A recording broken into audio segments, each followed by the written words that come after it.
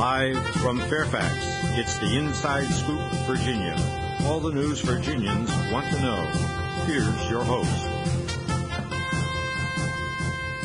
Welcome to Inside Scoop, Virginia. Those of you who watch regularly know we have been talking a lot about what the General Assembly has been doing this year. And it occurred to me, since this is National Women's History Month, there is the old saying that says those who forget history are doomed to repeat it. And it seemed to me that we were going down that road with respect to women's reproductive freedoms, which of course led me to Margaret Sanger. And if anybody out there doesn't know who Margaret Sanger is, let me repeat. Those who do not remember history are doomed to repeat it. So we are here tonight to talk about Margaret Sanger and the work that she did back in the early 1900s to make sure that contraceptive information was available to the working and lower class folks, because it was always sort of generally known to the upper class. You could tell by the fact that they had smaller families than the number of children that the working class and the lower class women were having.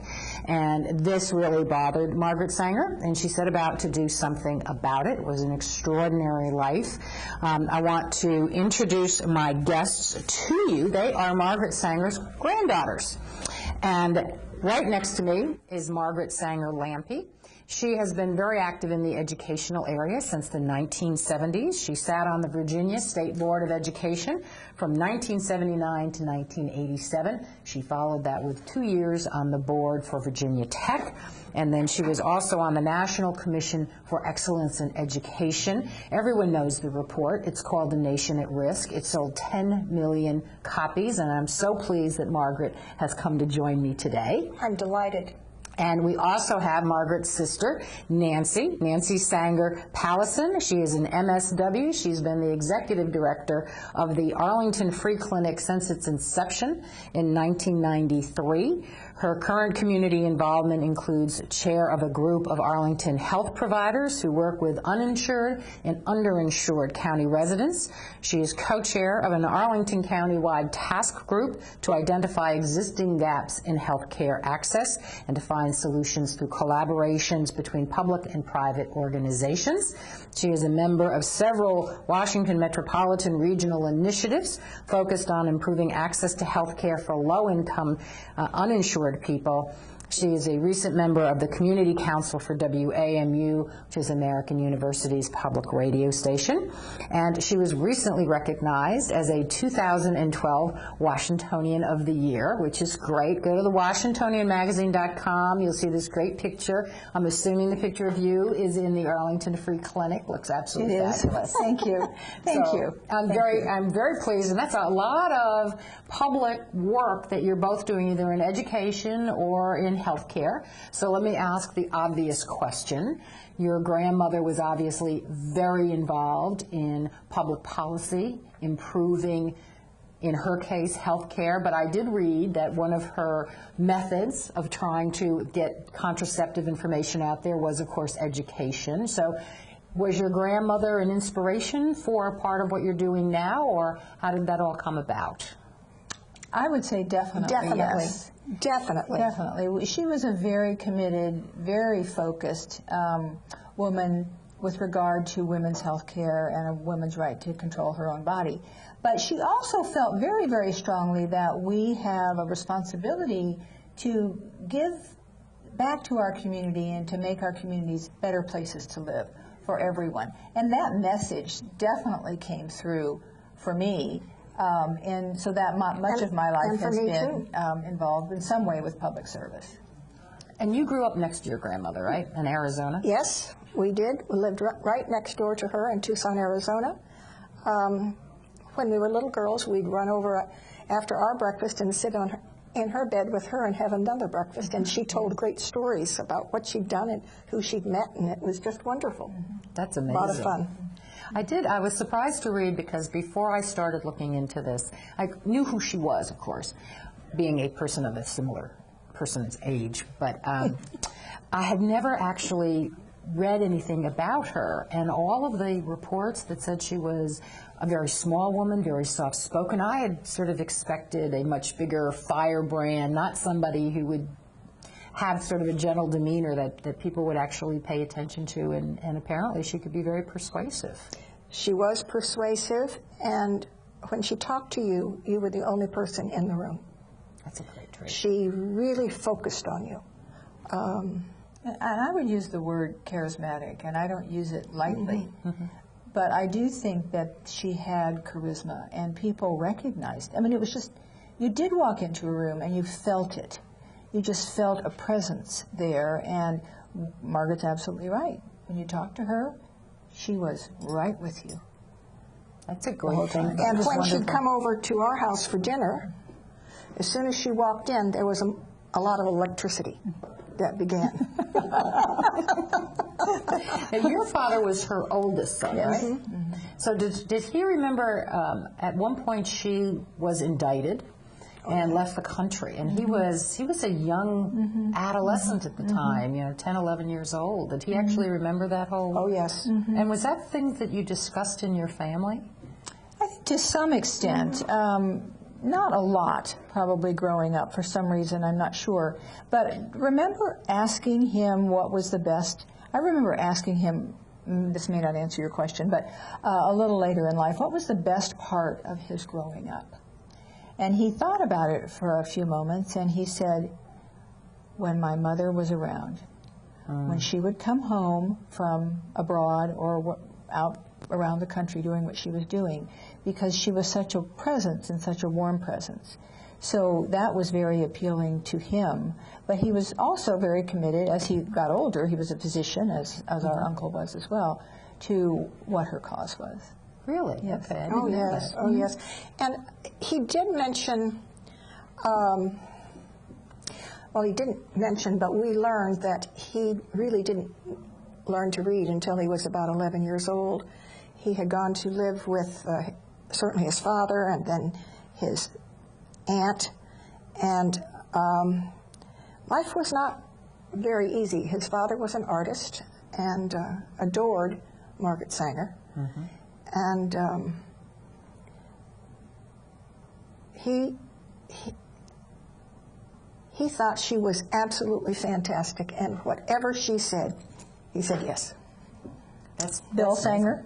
Bill Sanger? Yeah. Yeah. And he was an architect, but they lived in sort of a, what might be a Soho kind of neighborhood, and, a lot of socialists, actually, when they were first moved to New York and became involved. Pretty radical. She was pretty radical. She was. And then at one point, someone said to her, Margaret, you need to decide.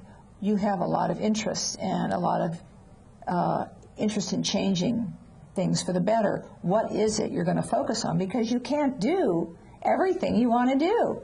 And that's when she really focused on birth control.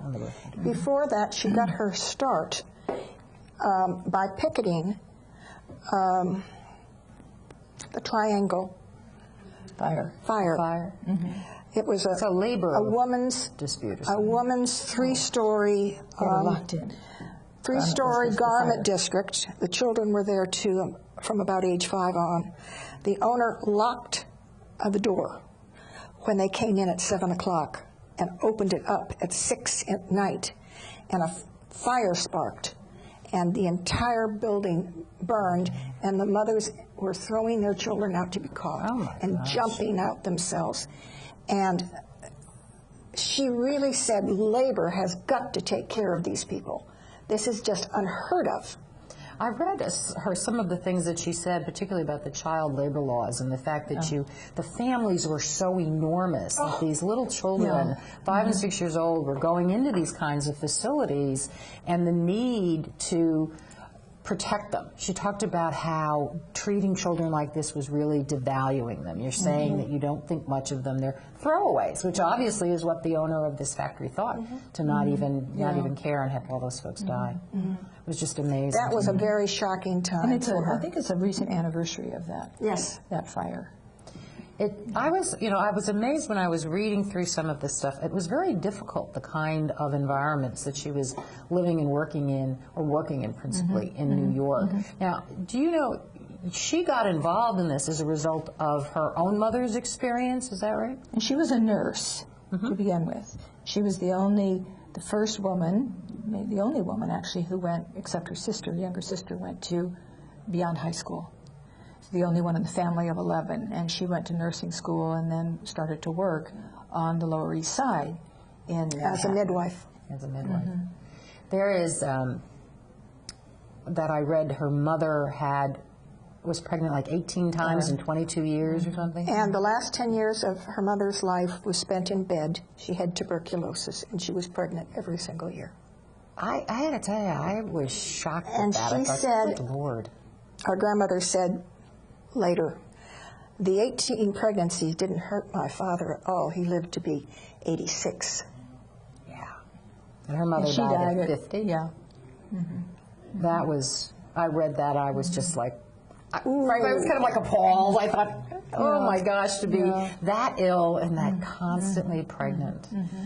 That was just too much. And then your grandmother was in the middle, as I recall. She was somewhere in the middle of the 11. 7th of the 11. On the 11. And that, I think, was just absolutely horrifying. I do think for people who can't read history books, who don't like them, it occurred to me as I was coming over here that as I was reading about your grandmother, I recall, because I read a lot of women-authored mystery books. And there is actually a woman author whose last name is Thompson, who sets her mysteries. Her protagonist is a midwife in the New York tenements at the same time that your grandmother was Is that right? Is that right? It just sort of, I kept thinking to myself, what is there something resonating? Why do I know some of this information? And that's it. So for the folks who don't like history or don't want to read a bunch of stuff, there are little books, you can get them at the Fairfax County Library, and they really talk about the kind of conditions that your grandmother mentioned in her writings, about just the filth and the poverty and the overwhelming number of children everywhere. And the sickness and the disease. Yeah, it was just, it's an amazing time that people forget when you can't control, when you can't limit your own reproduction. Yeah. You end up in these kinds of situations. You do, and it impacted education for women because girls didn't go to school often. Right. And they had to stay home or they had to go to work. They had to take care of their families. Their mothers died. So reproduction really limited families and allowed women to be in places where they are now, to be attorneys and be physicians and be educators. And be a part of the workforce and make a contribution. Right. Yeah. Well, we have to go to break. Stay with us. When we come back, we will have the Sanger granddaughters with us again.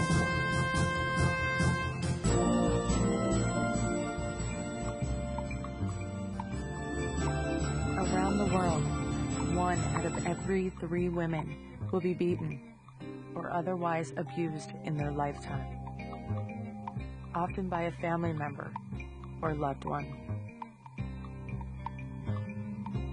A future free from violence. It's all she's ever wished for.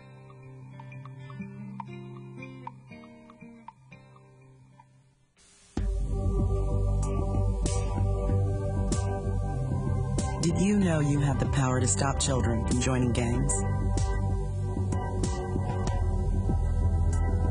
You can help a father find a job and home for his family.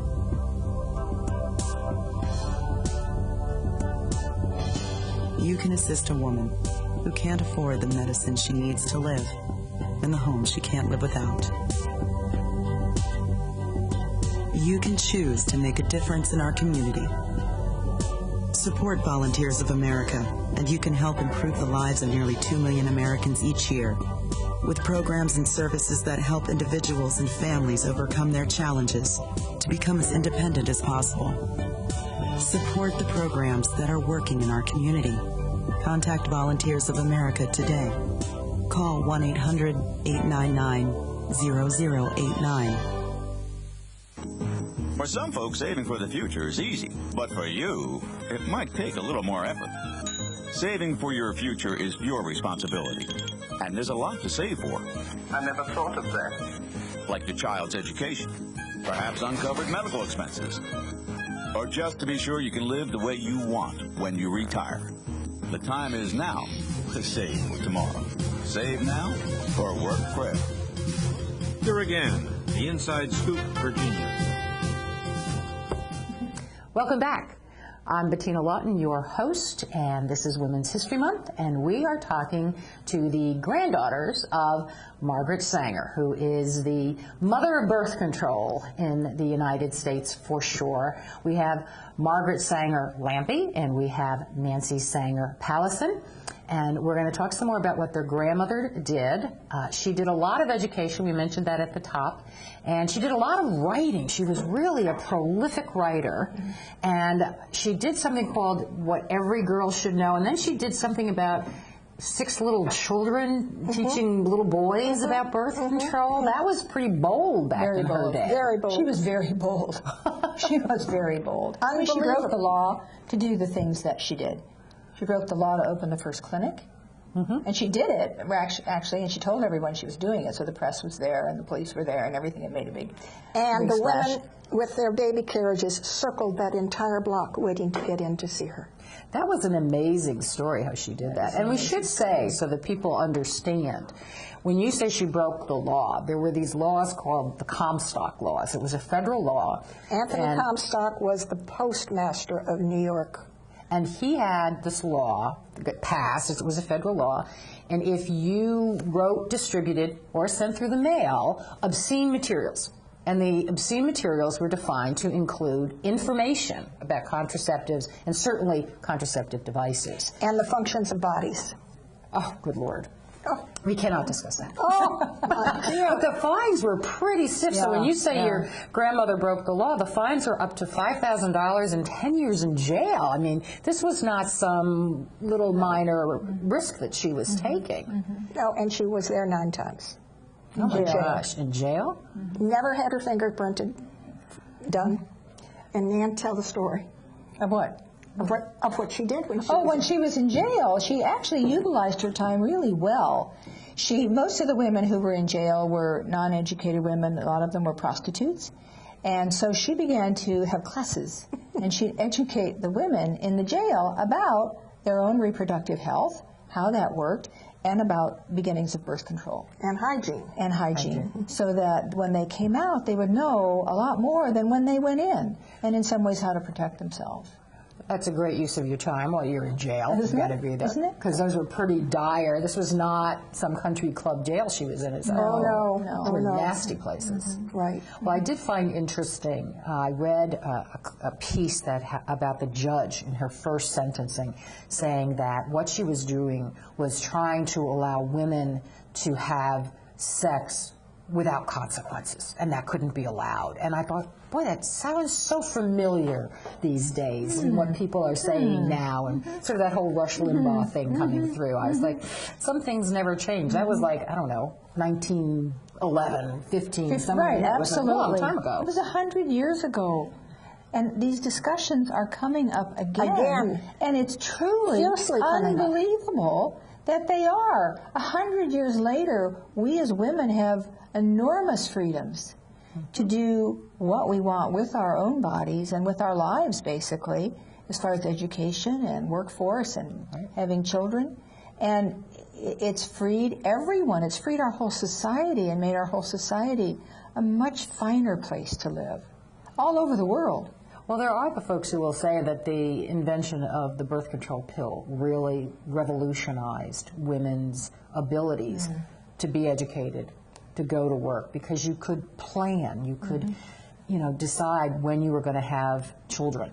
It was really an amazing thing that came out, and people think, and I wanted to mention this, our mutual friend, Sandra Clausen, I'll give Sandra a shout out here, our mutual friend, Sandra Clausen, when I mentioned to her that single people were not allowed access to contraceptives until 1972. She just looked at me like I had lost my mind. And I said, no. She goes, but it was available before. I said, well, yes, but it was from doctors, and there was a whole ruse you had to go through. You couldn't get a contraceptive to prevent pregnancy. You could get it for other health reasons, and there are lots of health reasons why. Venereal diseases and all of those. Yeah. But you couldn't just generally get it. And a lot of women today don't realize how recent it was that it became generally available and acceptable. I mean, married couples couldn't get it until 65. And it was legislated, finally, that it was legal. Yes. to do that. And it is the law currently in our country. Well, and I guess Let us hope currently it'll it's stay. yeah, exactly. Let us hope Because it'll stay. going back to the day when you couldn't control it, or as the one fellow, and I forget which presidential candidate he is supporting, suggested the aspirin between the knees remedy. Right. No. And that's not exactly where we want to be going in this country at all. And I wanted to read this because this comes from one of your grandmother's writings, one of her early ones. She had a publication called The Woman Rebel, which was really sounds very radical. And she wrote, "A woman's body belongs to herself alone. It is her body. It does not belong to the church. It does not belong to the United States of America or to any other government on the face of the earth. The first step toward getting life, liberty, and the pursuit of happiness for any woman is her decision whether or not she shall become a mother. Enforced motherhood is the most complete denial of a woman's right to life and liberty." I thought that was absolutely fabulous. She believed it. And I want to recommend folks, because you can get this in the library. This is an autobiography of Margaret Sanger, Her Life in Her Words, by Miriam Reed, Ph.D. You did the foreword to it. But it quotes a lot of your grandmother's writings, and they are so direct, they are so forceful, they are just absolutely wonderful to read. And so I really encourage folks to get that book. Because And it's her important. message was always, women should have a choice. So if a woman chose to have 12 children, and they could afford to have 12 children, fine. That's what they chose to do. But if a woman chose not to, then that was an equally valid choice for her. So there ought to be choices for women. She wasn't taking anything away from any woman. She was just offering choices, which is what we have currently. I think we should remind your listeners that Margaret Sanger hated abortion. I saw that. Absolutely hated it. There would be no need for it if birth control was used. Well, that's one of the things that kind of strikes me in today's conversations. Well, they've turned it around terribly. They have. And it used to be that birth control was here and abortion was over here, and then over the last few years they've come together, and now it's they're sort of mushed up and tied up together, and they should not be tied up together. They're very different. They're very, very different, and they ought to be treated very differently. Yes. Continue to be treated differently. Getting back to one of the questions that you asked, when our grandmother was growing up in Corning, New York, she realized that the women who were very wealthy didn't have many children. And as she began to tell us stories, she said, the women didn't have sex with their husbands anymore. That was the way to stop having children. And the men went to the brothels. Oh my gosh. But some doctor had devised a sheath to cover them so that they would not get venereal disease. And when that was used, those women never got pregnant. Prostitutes never got pregnant. Wow. Isn't that interesting? That's very interesting. You get the very obviously first, condoms is very not first diaphragms or condoms, whatever it was. amazing. Amazing. That's very good. Yeah. That's very good. Well, and she did draw the distinction, and I saw there was a reference that she realized that if she was going to be able to continue to do the work and have a continuing influence, she had to get the support of the wealthy women. They had the ability to finance things. I guess there was a woman's publishing company that got founded in New York by one of her supporters in order to help print some of her literature. It was really quite... One of her first very, very significant donors was Katharine Hepburn's mother. Really? She had gone to Vassar, and she was a chemist. And in those days, they couldn't work. So my grandmother came to see her because Mrs. Hepburn was born in Corning, New York, and is the family of Steuben Glass. Oh, I never knew that. And talked to her about it, and Mrs. Hepburn was married to a doctor. Well, she said, we'll get these doctors opening up a clinic, Margaret, if that's what you want. And it just Started to snowball. Yeah. across the country. Then everyone did. All the wealthy women whose husbands were doctors, they got on board. They told their husbands to go down and start a clinic. And I love it. Well, and that's, you got to find the resources. You find the resources. Wherever it is. And as you say, if you're single-minded about what you're going to get done. You will find a way yes. to get this done. And she obviously did that. I think she was asked to join the suffragettes. She was asked to join numbers of women's movements. And she decided not to because she wanted to continue on this one path. Well, it was Totally so focused. huge anyway. It was so I mean, huge. you really, if you got diverted off onto these other causes, you weren't going to really achieve anything. Well, she brought birth control to Japan. She brought birth control to India. So it really progressed all around the world, and she was hailed as a wonderful person in those countries before she was here in the United States, because they had such enormous populations that they had to do something to begin to control. I remember reading a story about her in the Catholic Church and how the bishops were just outraged, and they tried to have her arrested and tried to shut down places where she was speaking. But she was so determined that she was able to take those incidents and turn them against the church and create a lot of outrage and more support for herself that way. She was going to speak in Boston, and the cardinal said no. So my grandmother called up Arthur Schlesinger, who was a very prominent attorney there, and said, "Arthur, would you please read my speech?" And he said, "I'd be delighted, Margaret." And he said, "It's been moved to a church." Really?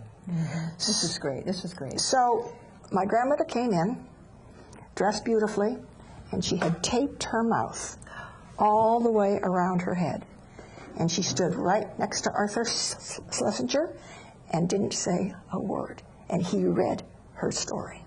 Oh, that is Isn't that wonderful? Politically brilliant. It went across the country. Of course it did. I mean, it was a great visual. It's a great visual. And you get the message out, and it's wonderful. Oh, that is very There may be a picture in that book. There's a picture of that in some of her books. There may not be in that. But you know, most of her papers are downtown at the Library of Congress. Are they really? I thought they were kept in...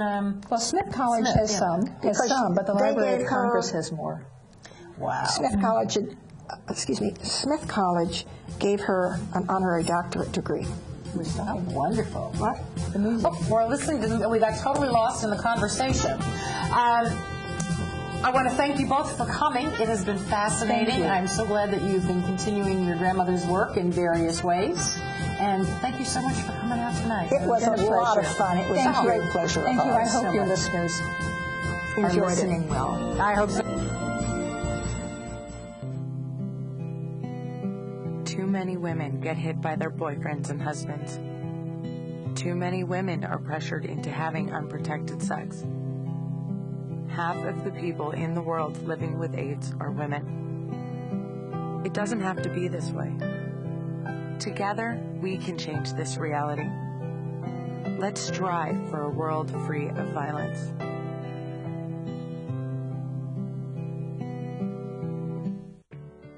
At Volunteers of America, we don't just give kids a way to stay off the streets. We give them the tools they need to reach their full potential. We don't just help the elderly receive needed care. We help them live life to the fullest. We don't just provide food for homeless individuals and families. We provide job training and placement so they can buy groceries. Volunteers of America is a national organization that for over 100 years has provided programs and services that allow people to overcome their challenges to become vital members of their community. At Volunteers of America, we don't just help people, we help people help themselves. Find out how you can support the programs that are working in your community. Contact Volunteers of America today. Call 1-800-899-0089. Drivers face all kinds of distractions. Stop playing, no. Before your wireless phone becomes one of them, stop. Drive safely. Keep your phone in easy reach and dial sensibly. In bad weather or traffic, call later and use a hands-free device. Remember, with wireless... Here again, the the Inside Scoop, Virginia. Welcome back. We have jumped forward from Margaret Sanger's time, although, as we noted in the prior segment, we don't seem to have jumped that far. But we have two new guests that I'm very happy are able to join me tonight. Kris Amundson is to my immediate left. She is one of the founders of the Women's Strike Force. And those of you who have watched us in the past several weeks have heard me reference the Women's Strike Force. So we decided we were going to get somebody on here, talk about what's going on in Virginia, talk about what's happening and going on. And Brenda, if you're out there, you called in during the last show and wanted a postal address. And we have it for you, so stay tuned so you can get that later on. Kris is, she represented the 44th District in the Virginia General Assembly for 10 years. She stopped in 2009. She was at the time the vice chair of the House Democratic Caucus, and she was an active member in the Reproductive Rights Caucus. Her legislative priorities included reproductive rights, such as legislation that would have required all of the information presented in the family life education classes to be scientifically accurate. You know, that's such a radical thing. It was. Children taught scientifically accurate things. You know, honest to God, I don't know where you get off. And of course it didn't pass. Exactly. Of course it didn't pass. We are still in Virginia. You served for a decade or more on the Fairfax County, Virginia School Board. You were 2 years of its chairman, and you are now the Director of Strategic Communications for Education Sector, which is a nonprofit, nonpartisan education think tank located in D.C. So, Kris is one of my guests, but not to be outdone. To Kris's left is Marj Signer. Marjorie has worked for women's rights professionally and personally for years. I see her everywhere. She is the communication director for a national pro-life organization. No, pro-choice. Pro-choice. Sorry. Pro-women's life. How's that sound? That's good. National Pro-Choice Organization, the Religious Coalition for Reproductive Choice. Prior to that, you were did communications for an international family planning organization. You are now a leader of the Virginia chapter of the National Organization for Women. You were the president of Virginia now for 4 years. You're now their legislative chair, which has got to be just an amazing, frustrating job to have. Mm-hmm. You've been elected to the now national board. You're a member of the League of Women Voters of Virginia and a member of the steering committee of the Arlington County Democratic Committee. You're a graduate of the University of Michigan in Ann Arbor and Columbia School of Journalism. Mm-hmm. And as I say, Marj is everywhere. So let's talk about what's been going on. We had a very interesting General Assembly. We've talked a lot about it. And we seem to be going backwards in Virginia. Am I right, Marjorie, or am I completely wrong? I mean, I look at the personhood bill, I look at the ultrasound bill. There just seems to be a lot of stuff, and it's national as well. Well, we elected Bob McDonnell, so we knew we were pretty sure this was what was going to happen. He came off he tried to be a moderate when he ran for office. He tried to look like a moderate, and when push came to shove, he showed his true colors. So I guess electoral politics really matter, and if we're going to elect these people, we're going to have to face up to what what they're going to do, and this is what he did. So it was always there. It's always there in Virginia. This strong, conservative isn't the word. This strong reactionary, oppressive kind of thinking. It's there, and we have to be careful that we do not elect these people. Well, and we kind of did know. I recall we did, and everyone forgot about it right after he got elected. But that thesis that he did, everyone was so appalled by. Right. But everyone kept saying, "Oh no, he's got such a lovely wife, and his daughter is in the military, and so he can't really have sort of these, what I would consider backward views towards women." But I think what really changed in Virginia, even more than the governor's mansion, because only now are those bills making their way up to what we in Richmond called the third floor, which is where the governor's office is. What was really the key was the change in the makeup of the Virginia Senate, because Most of these bills that we've seen this year, certainly the ultrasound bill, had been introduced and had passed the House several times. Really? I didn't know that. What happened over and over was they would then get to the Senate, where there was a really bipartisan coalition of state senators who were pro-choice. And so that was where the bad legislation stopped. I can remember there was always a sort of festive atmosphere on the day that the Senate Education and Health Committee was going to kill all of the bad bills that had come out of the House. That's right.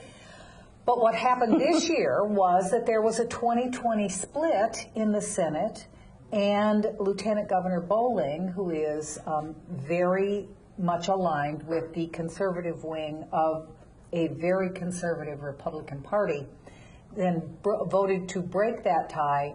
And what that allowed to happen was that the composition of the Education and Health Committee changed.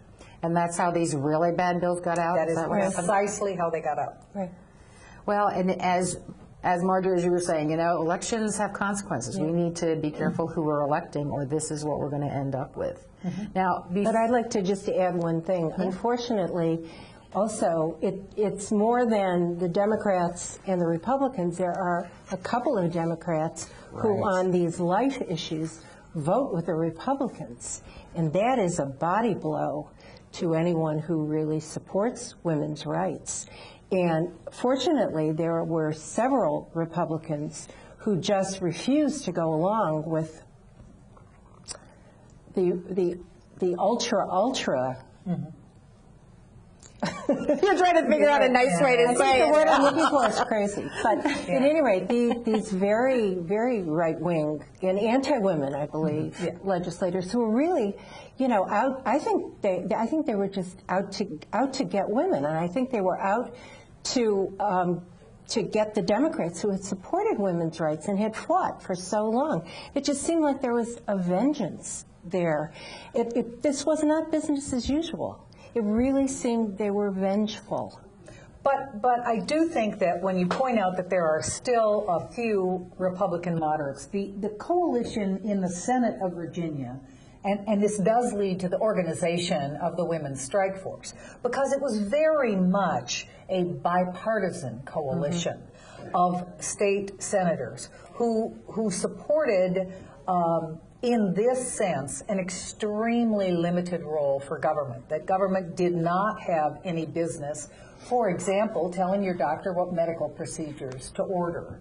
I find it hilarious that the party in Virginia that is otherwise aligned with the Tea Party saying that government doesn't have any role anyplace else, but by golly, if we want to come into the doctor's office and tell women what they can and can't do, that's a perfectly appropriate and use tell of government. Doctors. Yes, and tell doctors what they should prescribe and what procedures they have to mandate. So that's what really led to the formation of the Women's Strike Force, and I know we can talk about it later, but it is important to understand that there is a sensible, moderate group of Republicans who also feel disenfranchised. But how many of those are left? I mean, because I sort of looked and I watched. Okay. On one hand, it's actually more than I thought there was. Frankly. But four in the Senate and a few more and some in the House. Yeah, well, yeah, there are. Okay. I'll take your word for it. Someplace. Or, you know. I mean, look at the votes. Okay. Look at the votes. Let me ask you this, though. Let me ask you this, Kris, because there are certain Republican delegates who I noticed did not vote with the Republican Party. But, and here's my cynical view. My cynical view was they didn't have to, because the vote was so overwhelming. They're Northern Virginia, and they're not Dave Albo, obviously, because he's not getting any sex anymore from his wife. If you listen to his speech, which I was just appalled by that he would think that was something to just to say in public as a joke, to put his little hot trot music on.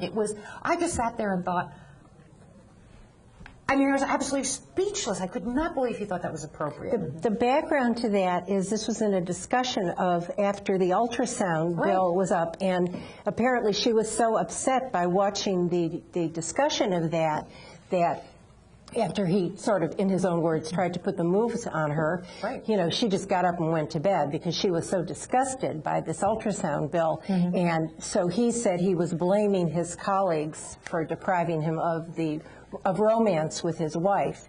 It was unbelievable. The disrespect in that body for women, and I'm sure you could speak from personal experience, but I can only speak from observation. The disrespect for women is shocking.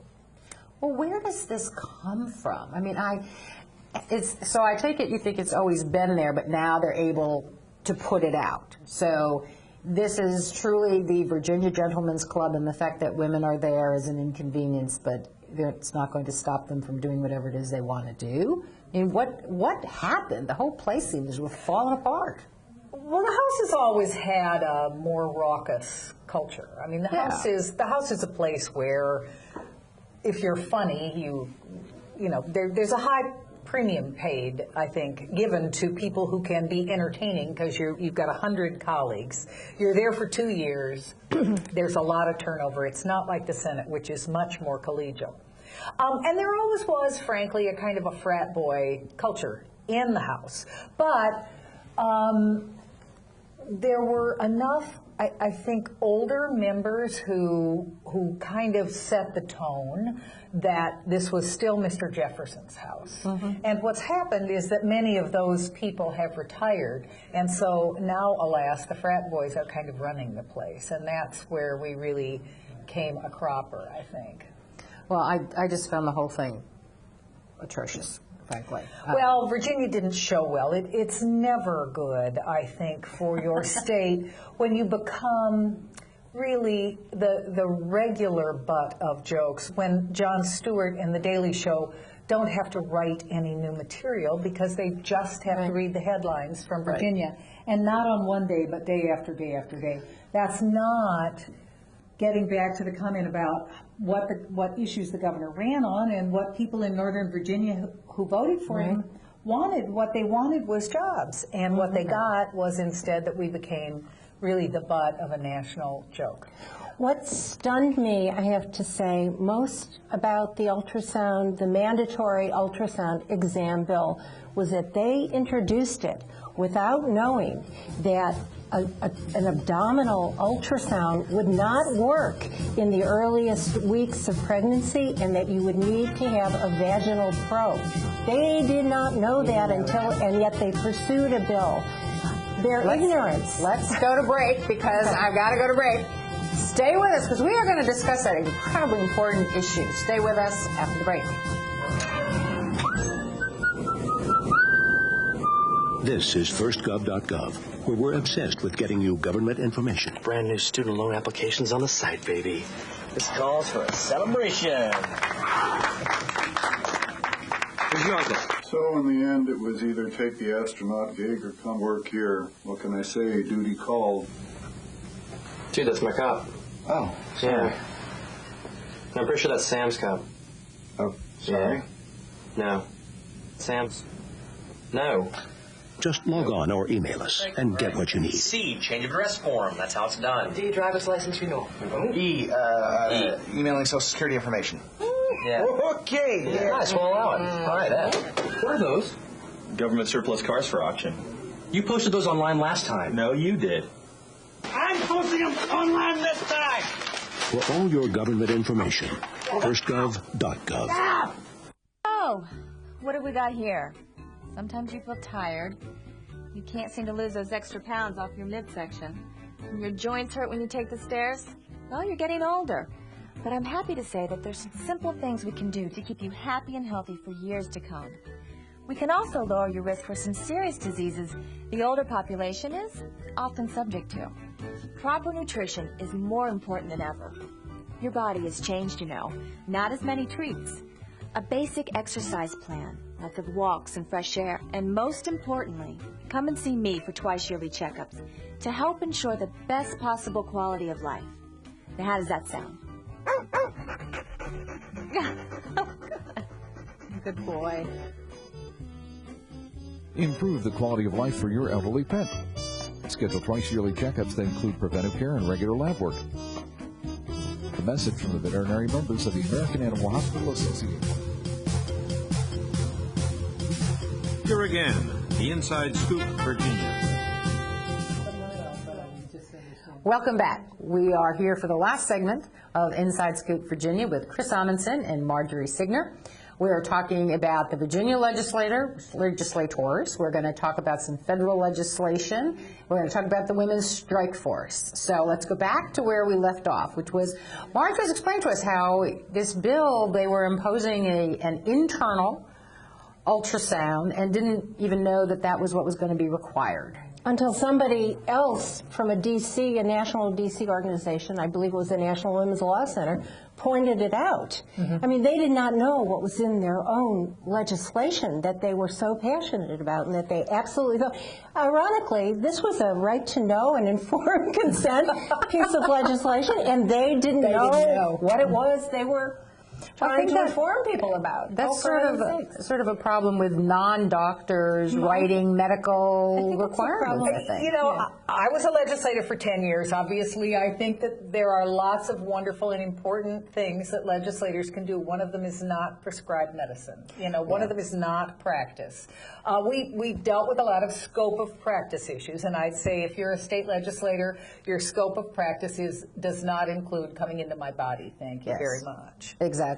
And I thought it was very interesting, and this will be my last comment on this, and we'll go over to the national stuff and talk about solutions.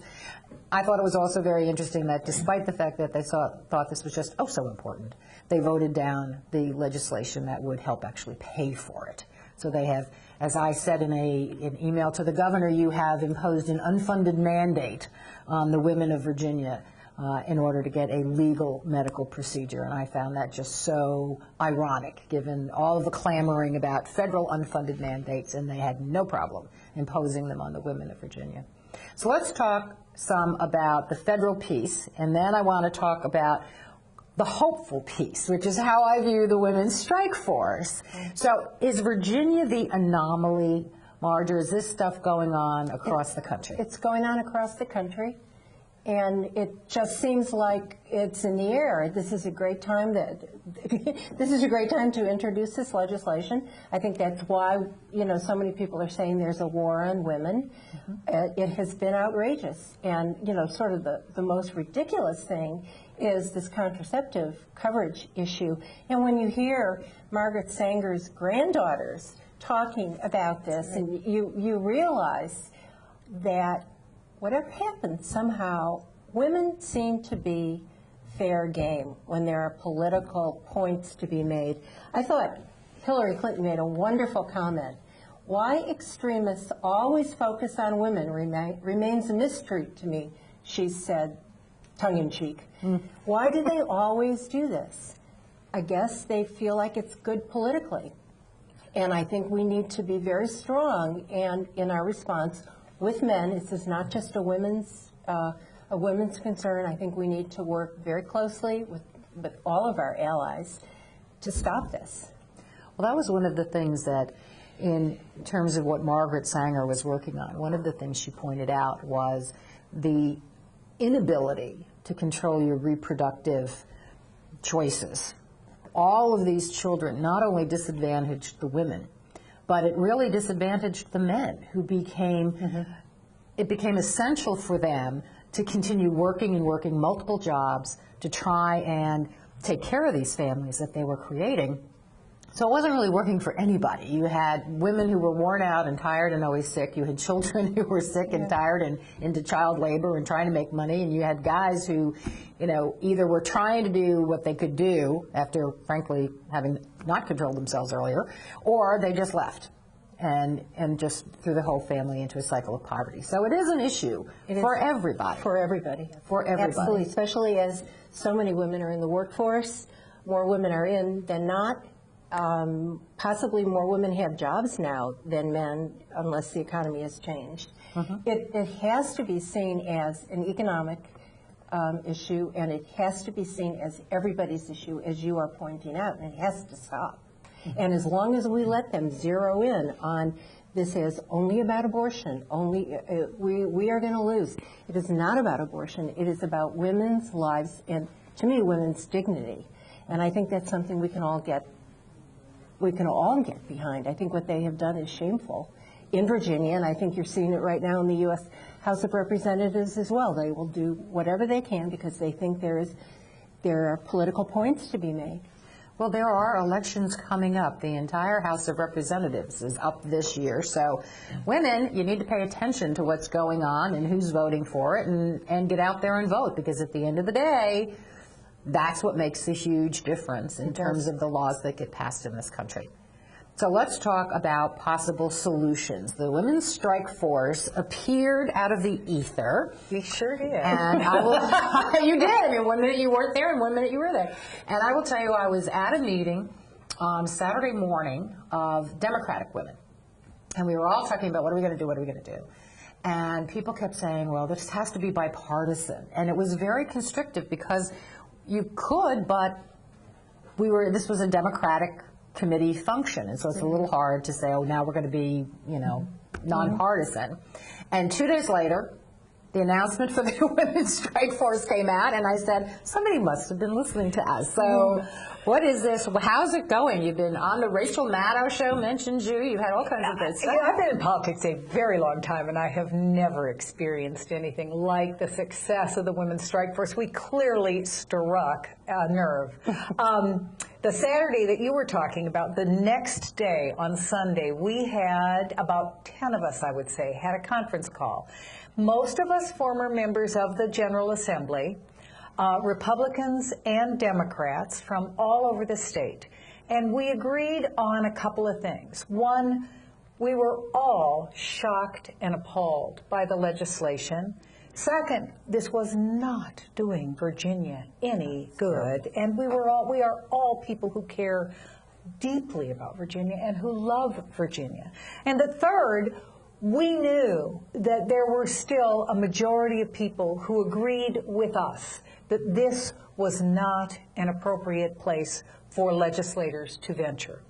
So on Sunday, I call this our Judy Garland and Mickey Rooney moment. It was like, hey kids, let's put on a show. We could do it in the barn. Only it was, hey kids, let's put on a PAC. The next morning, we had a website up. We raised $1,600 in our first hour. Wow. We have raised over $100,000 in our first 2 weeks. And for those of you who've raised political money, that is essentially without making our money calls.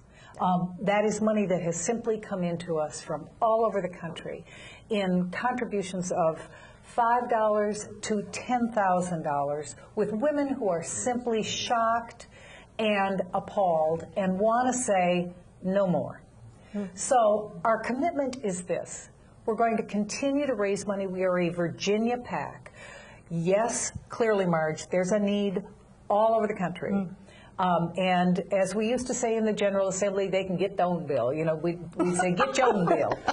They can get their own PAC. We'll be happy to give them some advice. But we're going to focus on Virginia because, for better or worse, we've become the national bellwether. Yep. We're going to raise as much money as we can. And then in the 2013 elections, because we in Virginia are so lucky to get to have elections every year, we are going to take that money and spend it in the best way we can. In districts where we have to primary people, we will challenge Democrats and Republicans in primary elections.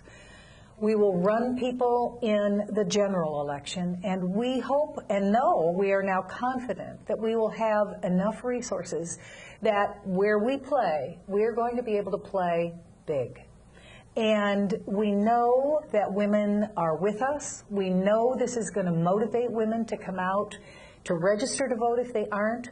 We have contributions from women who say, I have given up on politics, but I'm back with you because you're bipartisan, because you're issue focused, and because you are completely focused on results. So if you don't like ultrasound, if you don't like personhood, if you don't like the legislation that has been introduced in the General Assembly, have I got a deal for you? And I want to read it out in case somebody is like listening while they're not watching their television set. You can find the Women's Strike Force at www.womensstrikeforce.org.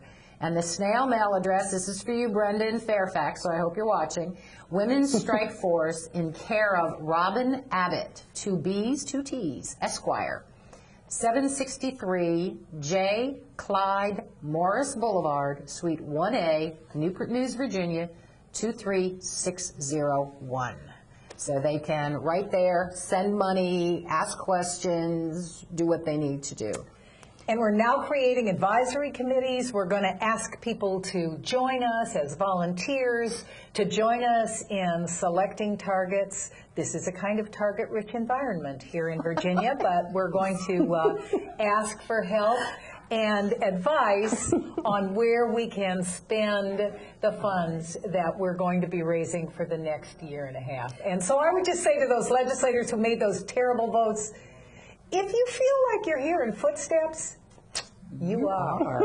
Now, let me ask you, in order to primary folks, you've got to find folks to run. That's right. So how are you doing that? And if there is someone out there listening in and they say, I've been really, really active in my community and I want to see if I can run, should they contact Robin Abbott? Contact us. Robin Abbott and Catherine Waddell, a Republican and a Democrat, are sort of the co-chairs of the committee and of the Women's Strike Force. And please, we encourage you to contact either one of them, or if you know one of us better, if you see a name on our list, we're all listed on the website, contact one of us. We'll be glad to help you and put you in touch. But when women vote, women's issues are advanced and women win. But as Marj points out, these are not women's issues. These are family issues. These are economic issues. And so it is terribly important that all of us send a message that this is not how we want the General Assembly of Virginia to focus their attention. And I do want to emphasize to folks, because it's the General Assembly, as you say, target-rich environment. And next year, the entire House of Delegates is up for election, as well as the governor, the lieutenant governor, and the attorney general. It's extremely important to vote if you're out there, and make sure you do that and get involved. So I want to thank you both for coming. It has been a wonderful conversation. We will check back in, see how things are going. But I do want to just thank you for all the hard work, Marj, that you've been doing for all these years. Kris, for what you've been doing and continue to do, and best of luck with the Women's Strike Force. I'll be volunteering. You'll see me. All right, for being with us.